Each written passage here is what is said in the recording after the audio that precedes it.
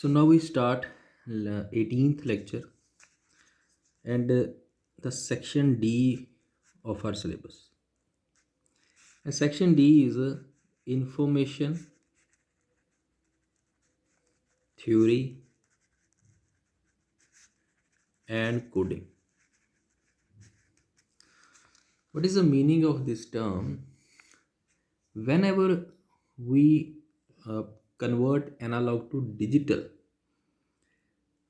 क्योंकि section A में हमने यही स्टडी किया कि हमें एक्स टी को एक्स एन ट्रांसफ़र करके then we have to transmit those bits modulating onto some carrier. That was the section B. Then not only single one signal, we transmit simultaneous number of signals through a common channel or link. That is called multiplexing. Now information theory and coding, it deals whenever you convert xt to xn, then you make bits of the messages, that is the digital. Let's say मेरे पास एक message है, message source capital M, that is emitting the messages M1 M2 M3 up to Mn. ठीक है मेरे पास कोई source message source हुआ, ये उसके पास मैसेज। तो हम बेसिकली करते क्या है बेसिकली कि हम M1 को भी अगर डिजिटल में इसको ट्रांसफ़र करना है तो हम M1 की भी बिट्स बनाएंगे, M2 की भी बिट्स बनाएंगे, M3 की भी बनाएंगे। तो अभी तक so far we have studied that we will make equal number of bits. हम यूज़ करते हैं ना 8 बिट एनकोडर और 16 बिट एनकोडर और 4 बिट एनकोडर, तो वो M1 M2 M3 सभी मैसेजेस की इक्वल नंबर ऑफ बिट्स बना के उसको ट्रांसमिट करेगा। But this coding deals with there is no need to make equal number of bits of all the messages. हो सकता है कि हम M1 की बिट्स ज़्यादा बनाएं, M2 की बिट्स कम बनाएं, M3 की ज़्यादा बनाएं। सिमिलरली मीन्स हम इक्वल नंबर ऑफ बिट्स बनाने की ज़रूरत नहीं है। क्यों नहीं है? अब ये पता कैसे चलेगा कि किस मैसेज की आपको बिट्स ज़्यादा बनानी है और किस मैसेज की आपको बिट्स कम बनानी है? फर्स्ट ऑफ ऑल तो हमें यहाँ से यही पता चलेगा कि हमने इसकी कोडिंग कैसे करनी है। दिस इज, और you can say that this topic deals with the efficient coding. अगर किसी भी सिस्टम में बिट्स रिड्यूस होंगे, इट मीन्स उसका जो डेटा है वो कंप्रेस होगा। सो this is also useful for the data compression, कि हम हमारा इंफॉर्मेशन कंटेंट डिस्टर्ब नहीं करना चाहते और बैंडविड्थ कम से कम यूज़ करना चाहते हैं। सो डैट तो हम डेटा कंप्रेशन करेंगे और वो इसकी हेल्प से करेंगे। सो this is a meaning of this topic कि हमने इसमें करना क्या है। अब हमें देखो पता कैसे चलेगा कि हमने किसकी बिट्स कम बनानी है, किसकी बिट्स ज़्यादा बनानी है। चाहे आप बिट्स कम बनाओ चाहे ज़्यादा बनाओ, the condition is your information contained in that message should not gate disturbed. आप इंफॉर्मेशन डिस्टर्ब करके उस कॉस्ट पर आपको डेटा कंप्रेशन नहीं करना है। इंफॉर्मेशन कंटेंट उसका डिस्टर्ब नहीं होना चाहिए। अब देखो लेट्स से कि M के पास M ने दो मैसेजेस एमिट किए, एक M1 एक M2। जैसे हम अपने अगर डिपार्टमेंट की बात करें या अपने ऑफिस की बात करें तो लेट्स से जो M1 मैसेज है डैट इज़ इक्वल टू कि उसने बोला कि HOD is coming to our department today. ठीक है, तो नेचुरली हमारा डिपार्टमेंट का डिपार्टमेंट है और उसके जो एचओडी है वो डिपार्टमेंट में उन्होंने आना ही आना है। तो इसमें अब क्या है कि this is very certain information. इसमें अगर आप देखो तो वो इन्फॉर्मेशन कंटेंट कम है। This is the certain event, ये सबको पता है कि ये आप किसी को बताओ चाहे ना बताओ, this is the obvious information, this is the certain information.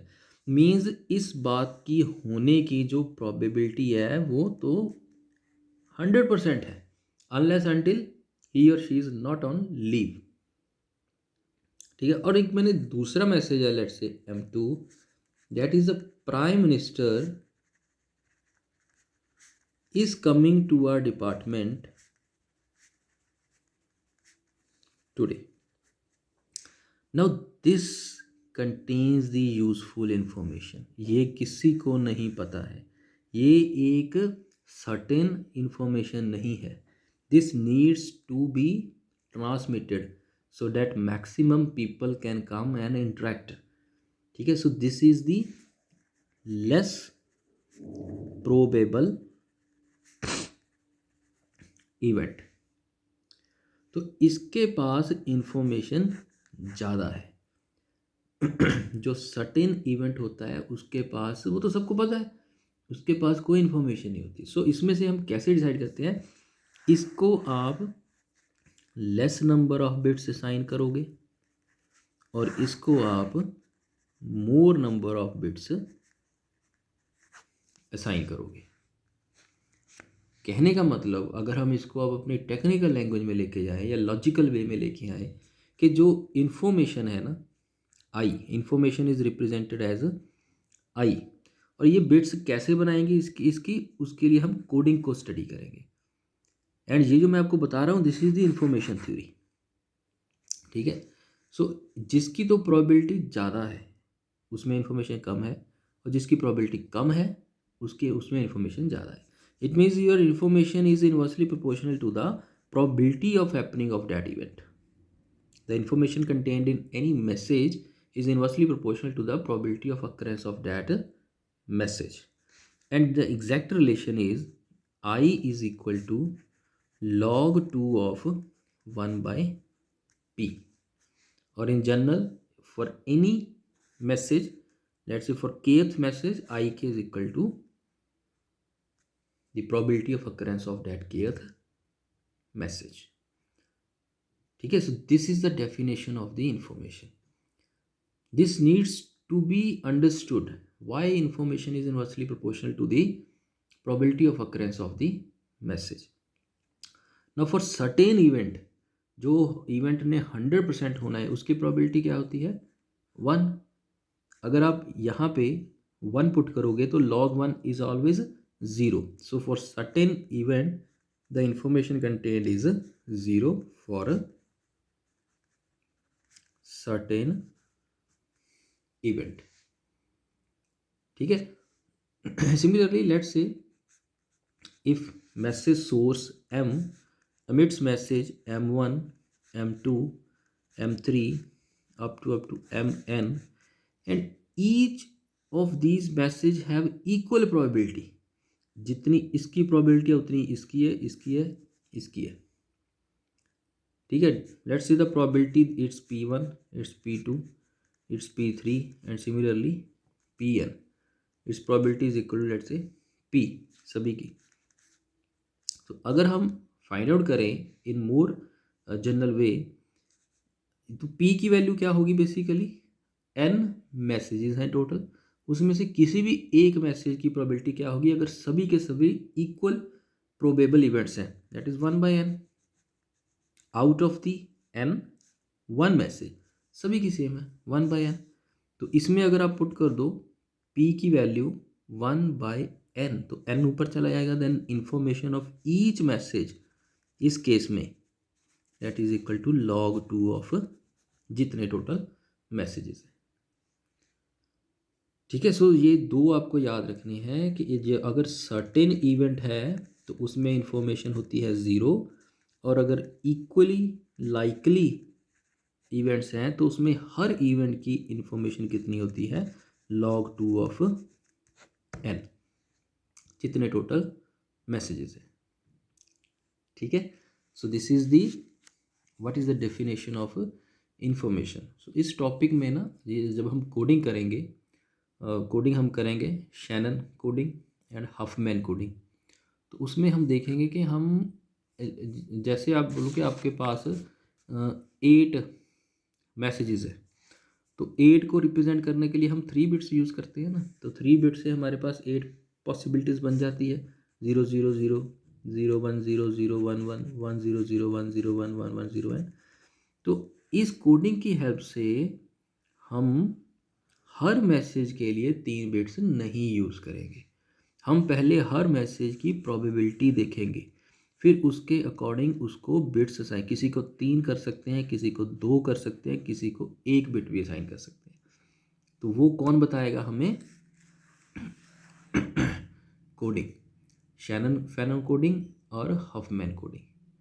तो नेचुरली यह नंबर ऑफ बिट्स रिड्यूस हो जाएंगे उस सिस्टम में, और डेटा कंप्रेशन भी हो जाएगा, एफिशिएंट डेटा ट्रांसमिशन भी हो जाएगा, क्योंकि उसने बैंडविड्थ कम ली, और उसकी क्वालिटी और उसका इंफॉर्मेशन कंटेंट वो भी डिस्टर्ब नहीं हुआ।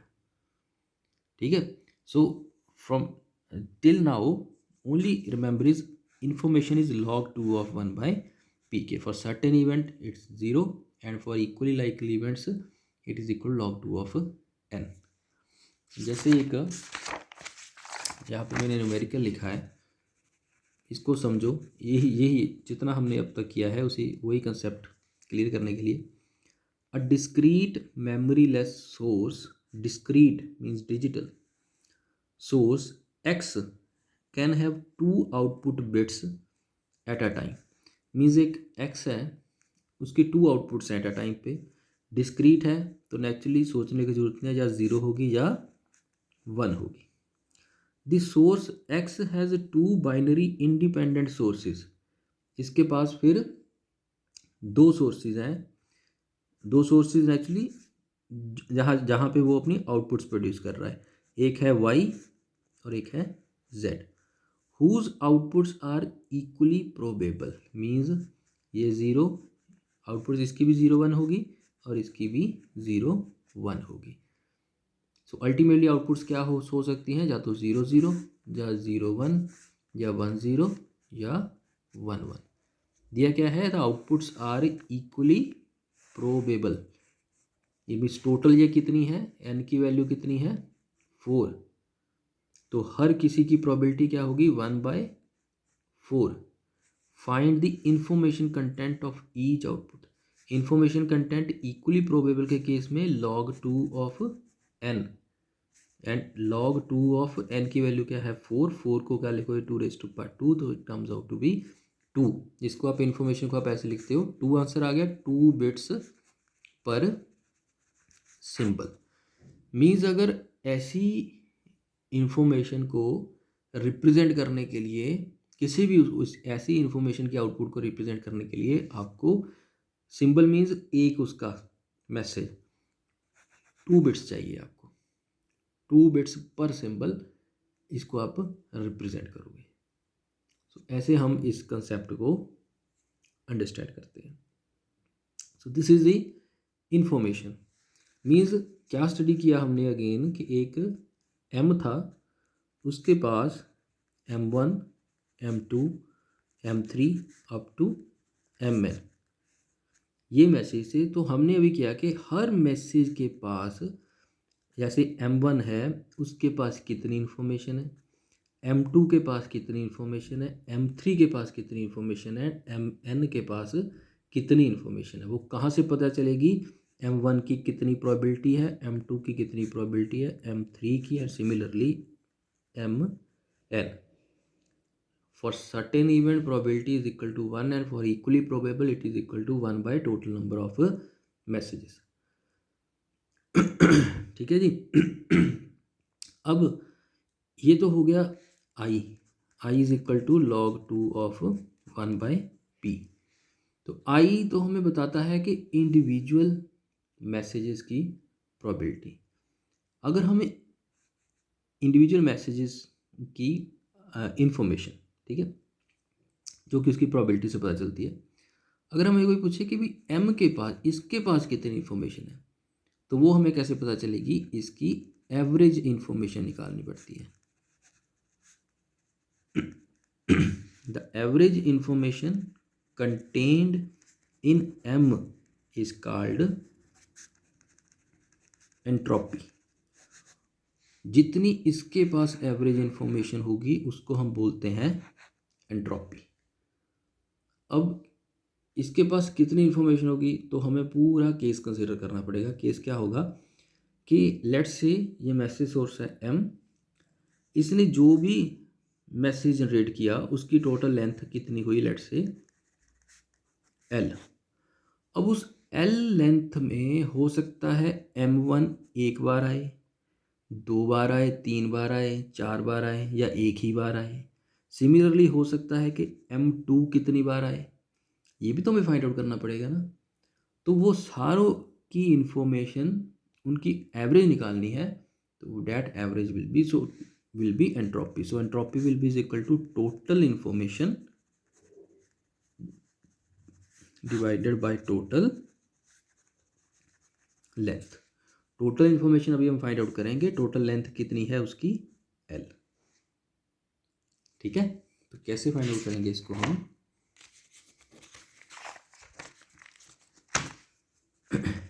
तो m के पास m1 ये मैसेजेस वो अमिट कर रहा है, टोटल इसकी लेंथ कितनी है l। ठीक है, तो इंफॉर्मेशन अगर मैं बोलूँ कि information contained in m1 is equal to number of times m1 occurred multiply by information in one m1, यही लिखेंगे।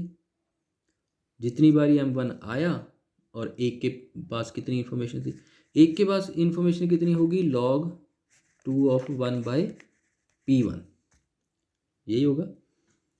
तो लेकिन कितनी बार आया, अगर मैं देखो p1 की डेफिनेशन लिखूं, प्रोबेबिलिटी क्या होती है, प्रोबेबिलिटी ऑफ m1 इज जितना उसकी अक्रेंस है m1 की और जितनी टोटल प्रेजेंट है। मीन्स p1 क्या होगा कि जितनी बार नंबर ऑफ टाइम्स m1 अकर हो रहा है टोटल लेंथ में। यही होती है ना प्रोबेबिलिटी की definition. Probability definition means favourable events divided by total events. तो अगर मैंने m1 की प्रोबेबिलिटी निकालनी है, probability of occurrence of m1, तो m1 आ कितनी बार आया है, यही है ना फेवरेबल इवेंट, टोटल कितनी लेंथ अवेलेबल है, that is equal to l। So this is number of times, so ये हो गया l। तो नंबर ऑफ टाइम्स m1 कितनी बार होगा, p1 इंटू l।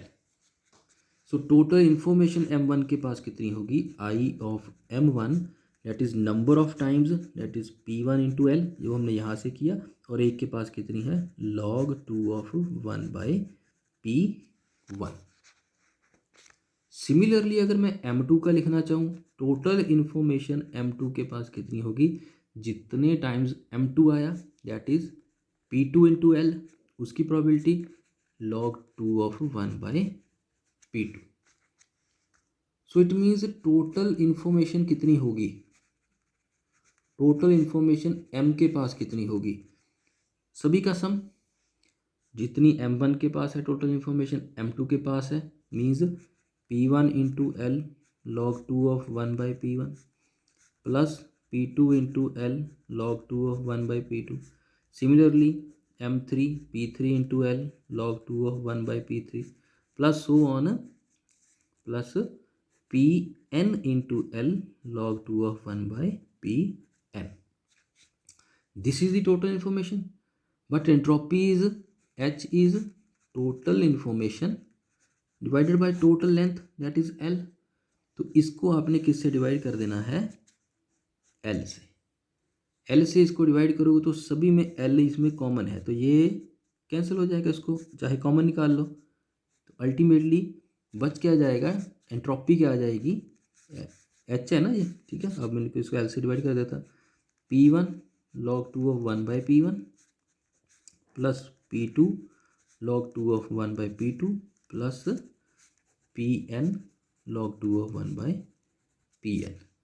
और in general h is equal to जितने मैसेजेस अवेलेबल हैं, I is equal to 1 to n p of I log 2 of 1 by p I.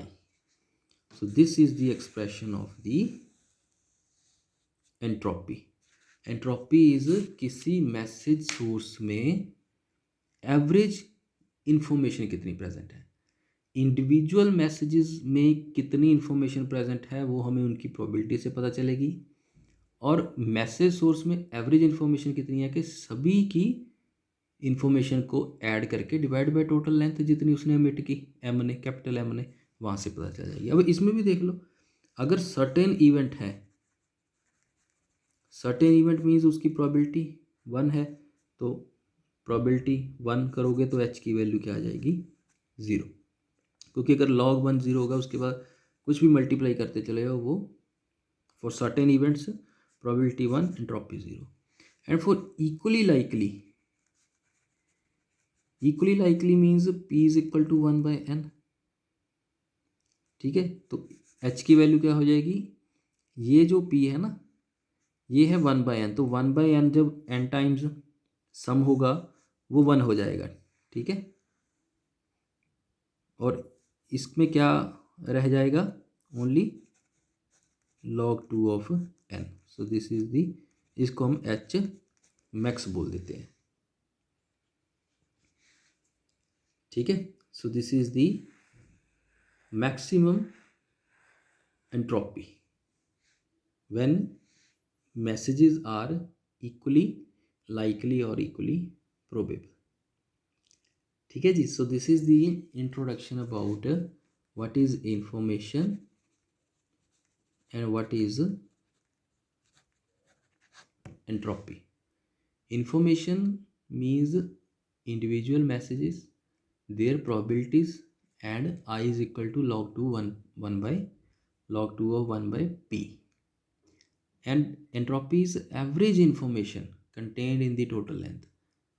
So average information just find out। तो उसके लिए हमने पूरा case consider किया कि अगर m1 है उसके पास टोटल इन्फॉर्मेशन कितनी है, वो तो उसकी प्रोबेबिलिटी से पता चलेगा, लेकिन m1 आया कितनी बारी टोटल, तो वो वाला कंपोनेंट ऐड करोगे। सिमिलरली m2 कितनी बारी टोटल आया, तो उस m2 की टोटल इन्फॉर्मेशन डिवाइड कर दिया, तो that relation comes out to be this. तो ये आपको याद रखना है रिलेशन, ये लॉजिकल क्वेश्चंस और न्यूमेरिकल्स में यूज़ होगा। ठीक है जी, so this is all about for the today's lecture, the definition of information theory and coding. What is information, what is entropy. Information and theory and coding क्या बताएगा कि हमें डेटा को कंप्रेस कैसे करना है without disturbing its information content. It's not necessary to transmit equal number of bits for each message that we want to transmit. So we have find the alternative way that less number of bits are assigned to the more probable events और messages, and more number of bits are assigned to the less probable messages। जिसकी probability होने की ज़्यादा है वो सभी को पता है, उसको आप कम बिट से भी ट्रांसमिट कर सकते हो, लेकिन जिसकी होने की प्रोबेबिलिटी बहुत कम है वो इन्फॉर्मेशन आपको, वो ज़्यादा बिट्स चाहिए होगी उसको आपको ट्रांसमिट करने के लिए। So this is the meaning of the information theory and coding. ठीक है जी, so in the next lecture we will discuss the Shannon channel capacity theorem। चलो ठीक है।